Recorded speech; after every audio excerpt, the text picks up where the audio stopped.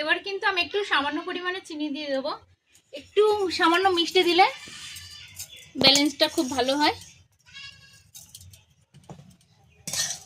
খুব বেশি কিন্তু দিইনি আমি, সামান্য একটু মিষ্টি দিলে টেস্টটা আরো সুন্দর হয়।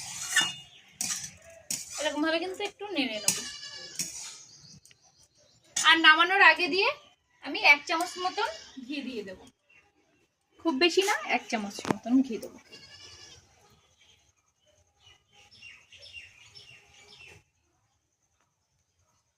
যাতে ঘিয়ের ফ্লেভারটা থাকে। দেখো, দিয়ে এরকম করে কিন্তু নাড়িয়ে নেব।